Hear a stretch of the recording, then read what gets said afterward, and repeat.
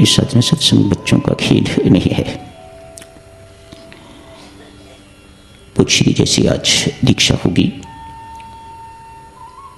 उसके बाद पूज्यपाद स्वामी जी महाराज, प्रेम जी महाराज, दोनों का यही होता था। दीक्षा के तुरंत उपरांत यदि साधक को साधना सत्संग का अवसर मिल जाता है तो महाराज के श्रीमुख वाक्य दीक्षा पुष्ट हो जाती है। जो राम नाम स्थापित किया जाता है दीक्षा के समय, जो स्वामी जी महाराज करते हैं, वह उसकी स्थापना जो है वह पक्की हो जाती है। प्रेफरेंस दी जाती है साधना के लिए दीक्षा के तुरंत उपरांत।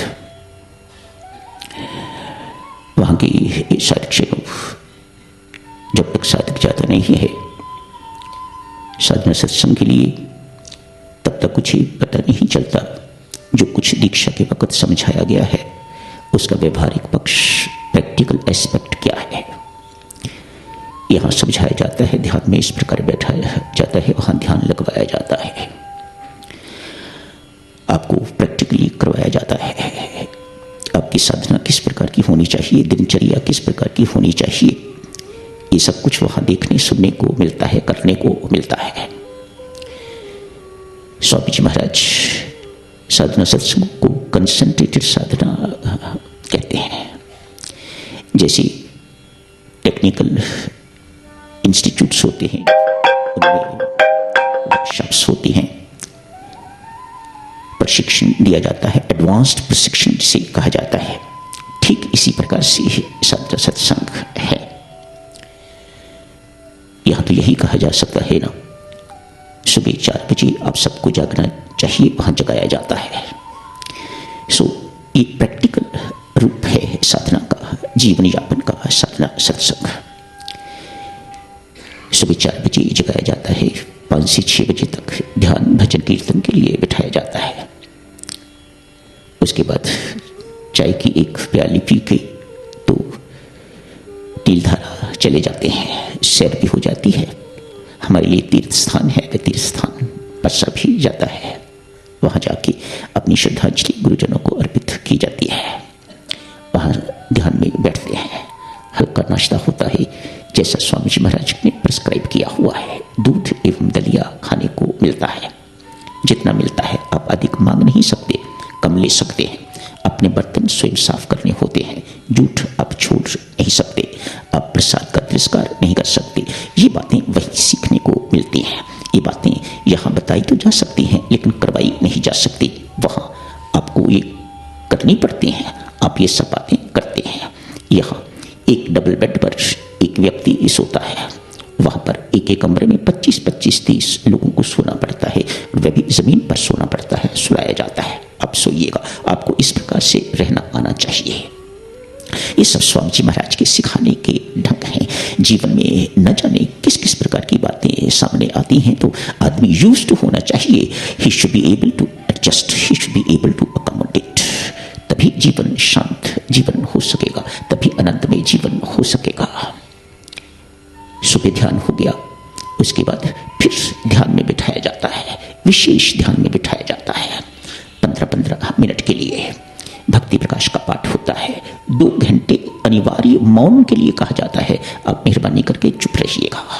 घंटी बजती है मौन के लिए, और फिर जब मौन खुलता है तो भी घंटी बजती है। मानो ये सब कुछ आपको नियम पूर्वक करना होता है और कराया जाता है। 2 घंटे का मौन। श्री अमृतवाणी का पाठ होता है, भक्ति प्रकाश का पाठ पहले हो गया, अमृतवाणी का पाठ होता है। शाम की बैठक में फिर ध्यान होता है, भजन कीर्तन होता है। फिर रात्रि की बैठक होती है। 10 बजे विश्राम की घंटी बजती है। सीढ़ियां ऊपर नीचे चढ़नी होती हैं। रात को पुरुषों को 1 घंटे के लिए बीच में जाप करना होता है। इस सारे कार्यक्रम के अतिरिक्त हर साधक को 20,000 जाप करना होता है। स्वाध्याय करवाया जाता है, आप जिसे कहा जाता है, ये अनिवार्य है। आप 20,000 जाप भी करिएगा और श्री गीता जी का पाठ भी करिएगा। कठिन साधना है साधक जनों, ये कोई मामूली बात नहीं है, ये बच्चों का खेल नहीं है। इसलिए स्वामी जी महाराज बहुत थोड़े लोग चुना करते थे, बुजुर्गों से क्षमा मांग लेते थे।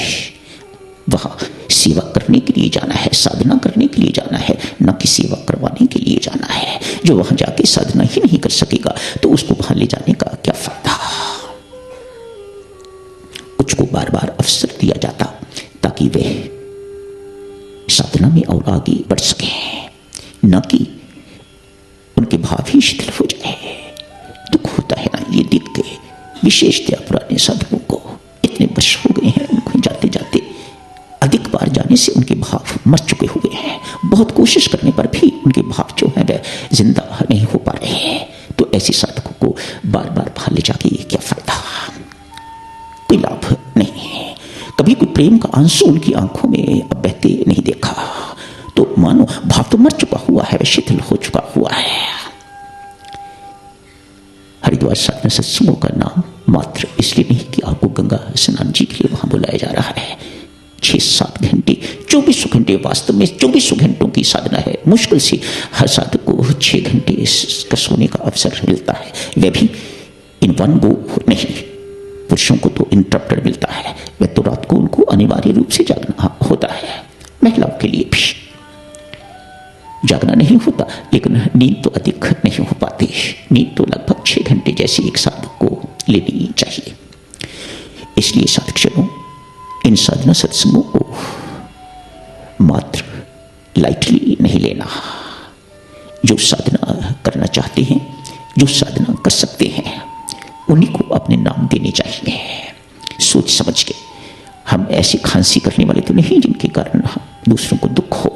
हम दूसरों को दुख देने के लिए नहीं, दूसरों को सुख पहुंचाने के लिए जा रहे हैं। सुख ना सही, कम से कम दुख तो नहीं देना चाहिए ना दूसरे को। हमारे कारण किसी को डिस्टर्बेंस हो, खलल पहुंचे उनकी साधना में, ऐसा आशय एक साधक का नहीं होना चाहिए। आगे से ध्यान रखिएगा साधक, जो साधक भी नाम दे, सोच समझ के नाम दे। वहां जाके साधना करनी होती है, वहां मनमानी नहीं होती। स्वामी जी महाराज के नियमों के अंतर्गत हमें रहना पड़ता है, स्ट्रिक्टली रहना पड़ता है। कोई सिखाने वाला वहां नहीं है। व्यक्ति एक दूसरे को देख के ही सीखता है, कैसे रहना है, कैसे बोलना है। ऊंची आवाजें नहीं निकालनी है, बहुत शांत वातावरण होता है। ऊंचे बोलने वाले को हाथ जोड़ दिए जाते हैं, माता आहिस्ता बोलो, यहाँ ऊंचे नहीं बोलना। कोई इस वक्त ध्यान में बैठा है, कोई जाप कर रहा है, कोई स्वाध्याय कर रहा है। ये बातें सब वहां प्रैक्टिकली सीखने को मिलती हैं। साधना सत्संगों को देवी सज्जनों इसलिए बिल्कुल लाइटली नहीं लेना। साधना का प्रैक्टिकल एस्पेक्ट क्या है? दीक्षा लेने के बाद बहुत वर्षों तक भी आदमी को पता नहीं लगता हमें किस प्रकार से साधना करनी चाहिए। वहां एक बार जाने से आपको बोध हो जाता है कि इस प्रकार से हमारा जीवन यापन करना चाहिए। हमें एक साधक का जीवन कैसे होना चाहिए। गृहस्थ तो आप हैं, लेकिन दीक्षा लेने के बाद आप मात्र गृहस्थ नहीं रह जाते, आपको एक ना एक दिन साधक बनना ही है। तो एक साधक का जीवन किस प्रकार का होना चाहिए, वही आपको पता चलेगा कि हमें इस प्रकार से साधना नियमित रूप से अपनी करनी चाहिए। पूरी नहीं हो सकती कोई बात नहीं है, गृहस्थी भी यहाँ आके निभानी होती है। इसलिए जितनी हो सकती है उतनी तो अपने जीवन में उतारनी चाहिए, नहीं तो वहां जाने का कोई फायदा नहीं है।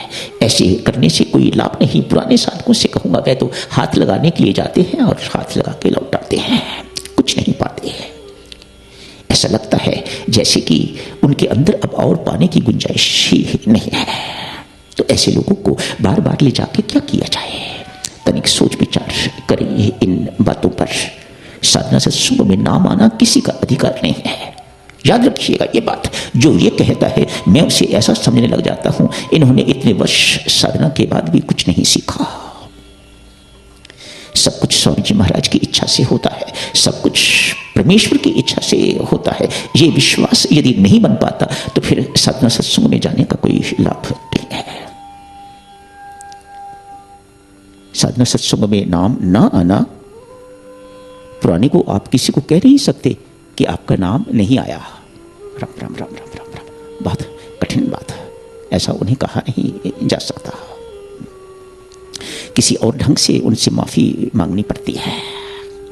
तो यह कहना होगा ना, साधना सत्संग में जाके अभी अपमान का सामना करना, यदि इसे अपमान समझा जाता है, अभी अपमान का सामना करना तो नहीं आया। जब अपमान का सामना करना नहीं आया तो यही कहना होगा अभी भीतर मान खड़ा है, उसे कोई फर्क नहीं पड़ा। 10-12 साल ना सत्संग लगाने के बावजूद भी फर्क नहीं पड़ा। स्वामी जी महाराज ये सब बातें देख के दुखी होते होंगे, दुख महसूस करते होंगे, शर्म आती होगी, इतने वर्षों की मेहनत बेकार हो गई है, पर पीछा तो नहीं छोड़ते। ये स्वामी जी महाराज हैं, ये संत हैं, पीछा नहीं छोड़ते। हर एक के लिए कहते हैं मैं 4 जन्म तक अपने साधक का, अपने शिष्य का पीछा करता हूँ, 4 जन्म तक। ये स्वामी जी महाराज का आश्वासन।